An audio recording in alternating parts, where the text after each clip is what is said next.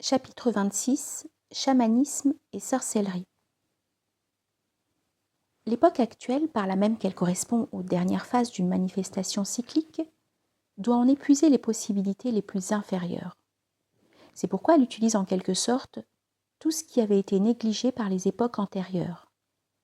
Les sciences expérimentales et quantitatives des modernes et leurs applications industrielles notamment n'ont au fond pas d'autre caractère que celui-là. De là vient que les sciences profanes, comme nous l'avons dit, constituent souvent, et cela même historiquement, aussi bien qu'au point de vue de leur contenu, de véritables résidus de quelques-unes des anciennes sciences traditionnelles. Un autre fait qui concorde encore avec cela, pour peu qu'on en saisisse la véritable signification, c'est l'acharnement avec lequel les modernes ont entrepris d'exhumer les vestiges d'époques passées et de civilisations disparues, auxquelles ils sont d'ailleurs incapables de rien comprendre en réalité. Et c'est même là un symptôme assez peu rassurant, à cause de la nature des influences subtiles qui restent attachées à ces vestiges, et qui, sans que les investigateurs s'en doutent aucunement, sont ainsi ramenées au jour avec eux, et mises pour ainsi dire en liberté par cette exhumation même. Pour que ceci puisse être mieux compris,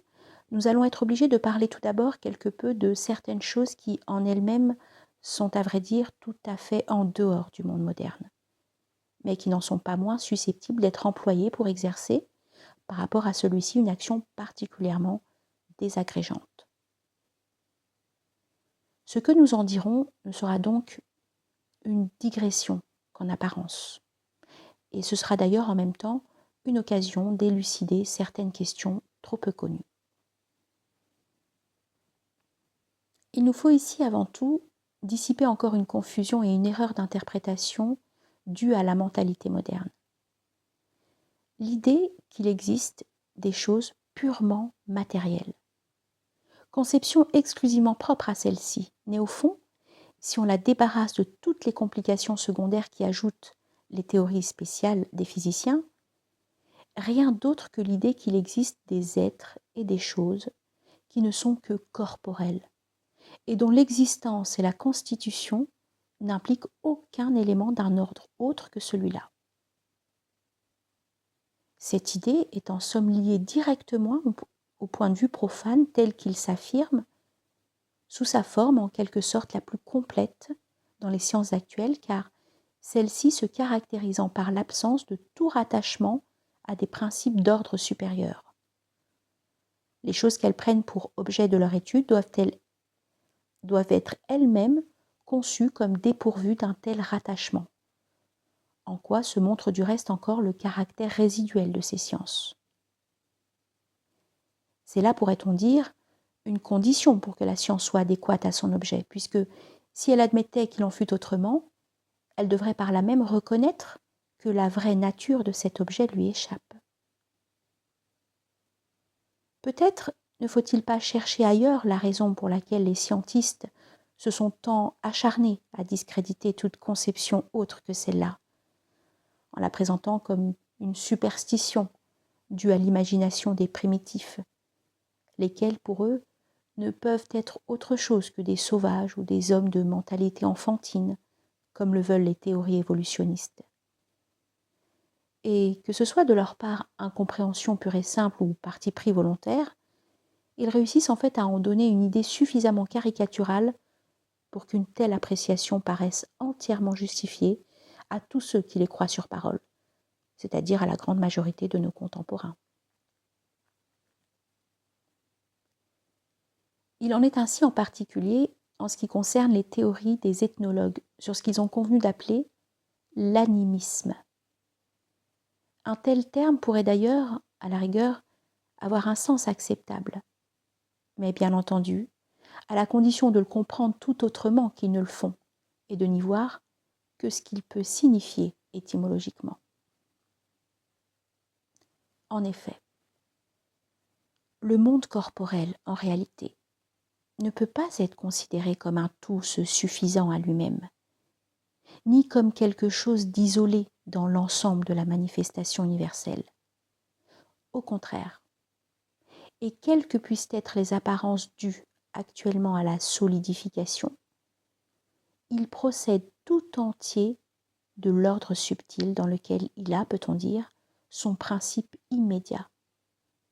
et par l'intermédiaire duquel il se rattache, de proche en proche, à la manifestation informelle, puis au non manifesté.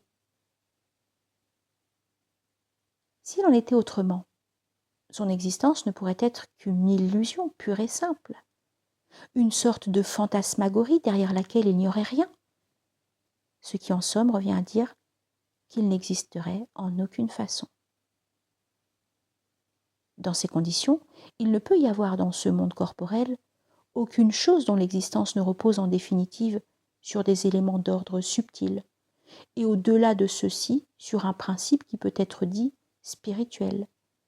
et sans lequel nulle manifestation n'est possible à quelque degré que ce soit. Si nous nous en tenons à la considération des éléments subtils, qui doivent être ainsi présents en toute chose, mais qui y sont seulement plus ou moins cachés suivant les cas, nous pouvons dire qu'ils y correspondent à ce qui constitue proprement l'ordre psychique dans l'être humain. On peut donc, par une extension toute naturelle et qui n'implique aucun anthropomorphisme, mais seulement une analogie parfaitement légitime, les appeler aussi psychiques dans tous les cas, et c'est pourquoi nous avons déjà parlé précédemment du psychisme cosmique, ou encore animique, car ces deux mots, si l'on se reporte à leur sens premier, suivant leur dérivation respectivement grecque et latine, sont exactement synonymes au fond. Il résulte de là qu'il ne saurait exister réellement d'objets inanimés, et c'est d'ailleurs pourquoi la vie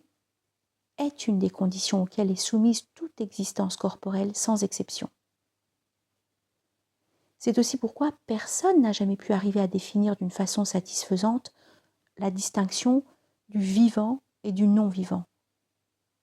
Cette question, comme tant d'autres dans la philosophie et la science moderne, n'étant insoluble que parce qu'elle n'a aucune raison de se poser vraiment,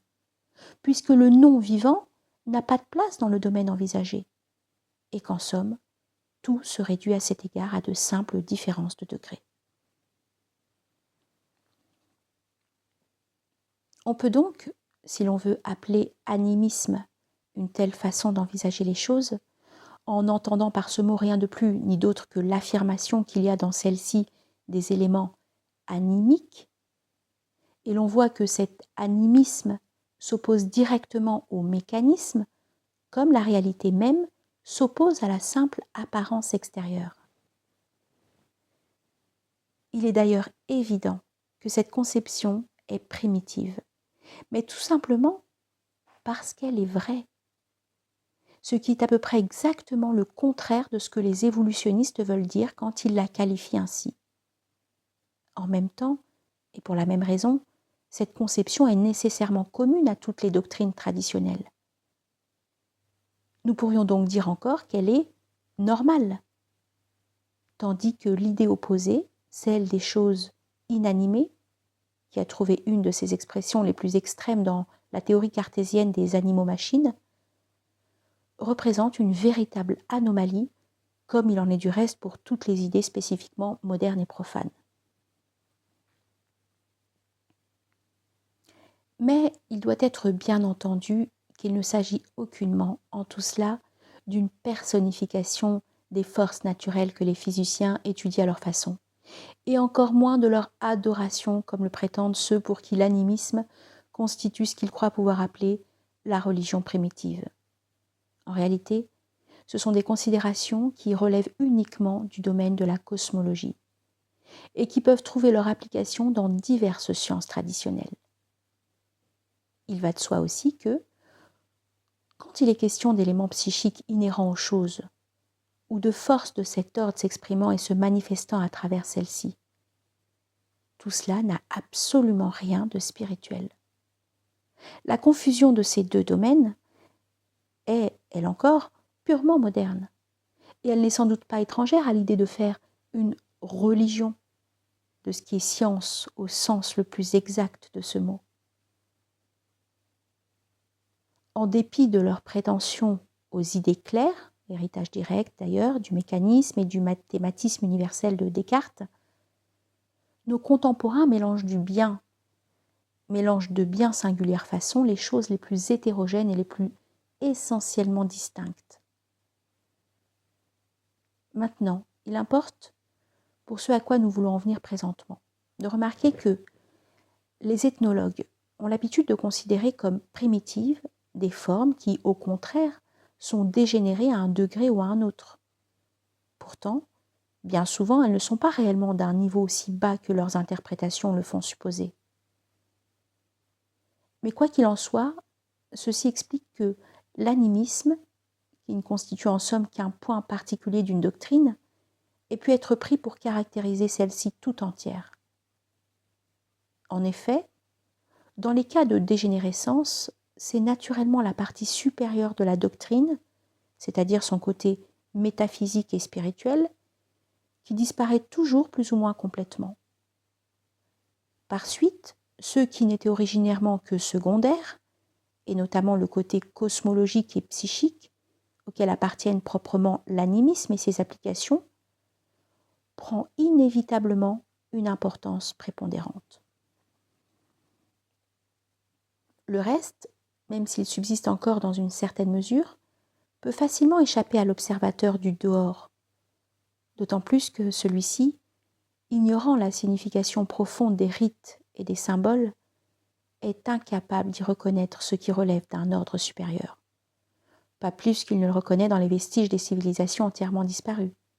et croit pouvoir tout expliquer indistinctement en termes de magie, voire même parfois de sorcellerie, pure et simple. On peut trouver un exemple très net de ce que nous venons d'indiquer dans un cas comme celui du chamanisme, qui est généralement regardé comme une des formes typiques de l'animisme. Cette dénomination, dont la dérivation est d'ailleurs assez incertaine, désigne proprement l'ensemble des doctrines et des pratiques traditionnelles de certains peuples mongols de la Sibérie. Mais certains l'étendent à ce qui, ailleurs, présente des caractères plus ou moins similaires. Pour beaucoup, chamanisme est presque synonyme de sorcellerie, ce qui est certainement inexact, car il y a bien autre chose. Ce mot a subi ainsi une déviation inverse de celle du fétichisme, qui lui a bien étymologiquement le sens de sorcellerie, mais qui a été appliqué à des choses dans lesquelles il n'y a pas que cela non plus. Signalons à ce propos que la distinction que certains ont voulu établir entre chamanisme et fétichisme, considérées comme deux variétés de l'animisme, n'est peut-être pas aussi nette ni aussi importante qu'ils le pensent. Que ce soit des êtres humains, comme dans le premier, ou des objets quelconques, comme dans le second, qui servent principalement de support ou de condensateur, si l'on peut dire, à certaines influences subtiles, c'est là une simple différence de modalité technique, qui en somme n'a rien d'absolument essentiel. Si l'on considère le chamanisme proprement dit,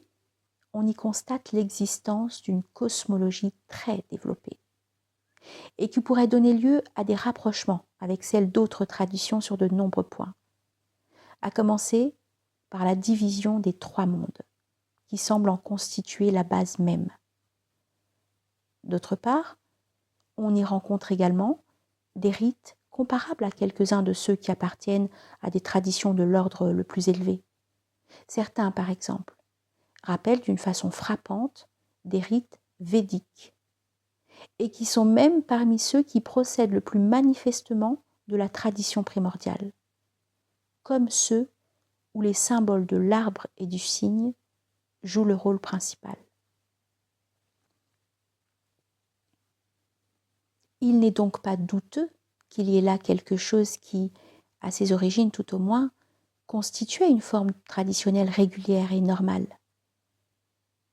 Il s'y est d'ailleurs conservé jusqu'à l'époque actuelle une certaine transmission des pouvoirs nécessaires à l'exercice des fonctions du chaman. Mais quand on voit que celui-ci consacre surtout son activité aux sciences traditionnelles les plus inférieures, tels que la magie et la divination, on peut soupçonner par là qu'il y a une dégénérescence très réelle, et même se demander si parfois elle n'irait pas jusqu'à une véritable déviation, à laquelle les choses de cet ordre, lorsqu'elles prennent un développement aussi excessif, ne peuvent que trop facilement donner lieu. À vrai dire, il y a à cet égard des indices assez inquiétants.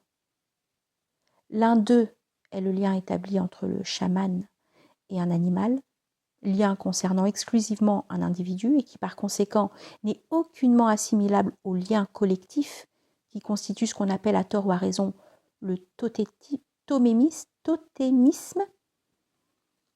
Nous devons dire d'ailleurs que ce dont il s'agit ici pourrait en soi-même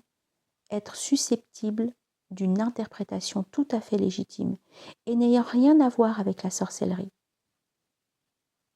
Mais ce qui lui donne un caractère plus suspect, c'est que chez certains peuples, sinon chez tous, l'animal est alors considéré en quelque sorte comme une forme du chaman lui-même et d'une semblable identification à la lycanthropie, telle qu'elle existe surtout chez des peuples de race noire. Il n'y a peut-être pas extrêmement loin. Mais il y a encore autre chose, et qui touche plus directement à notre sujet. Les chamans, parmi les influences psychiques auxquelles ils ont affaire, on distingue tout naturellement de deux sortes, les unes bénéfiques et les autres maléfiques. Et comme il n'y a évidemment rien à redouter des premières, c'est de secondes qu'ils s'occupent presque exclusivement.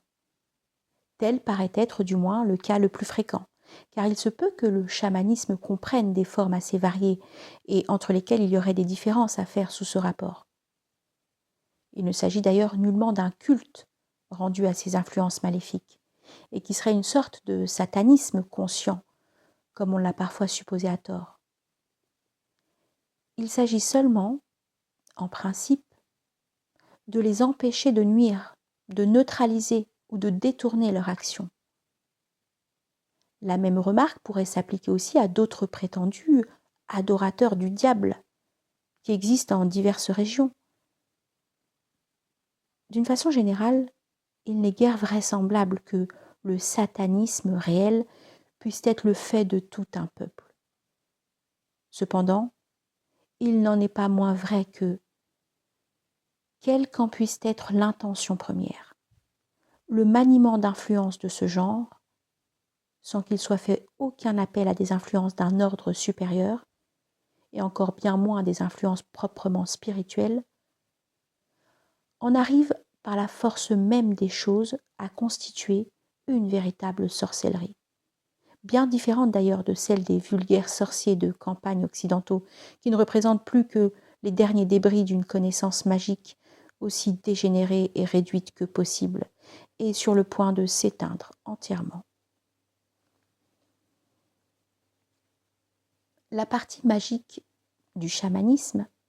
assurément, a une toute autre vitalité, et c'est pourquoi elle représente quelque chose de véritablement redoutable à plus d'un égard. En effet,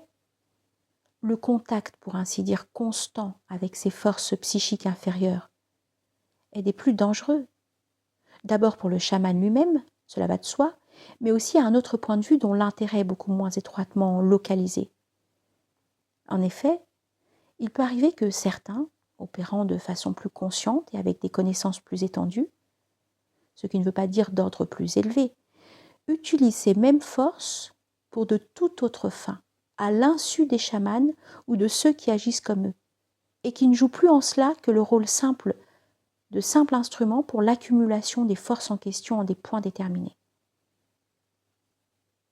Nous savons qu'il y a ainsi, par le monde, un certain nombre de réservoirs d'influence, dont la répartition n'a assurément rien de fortuit, et qui ne servent que trop bien aux desseins de certaines puissances, responsables de toute la déviation moderne. Mais cela demande encore d'autres explications, car on pourrait à première vue s'étonner que les restes de ce qui fut autrefois une tradition authentique se prêtent à une subversion de ce genre.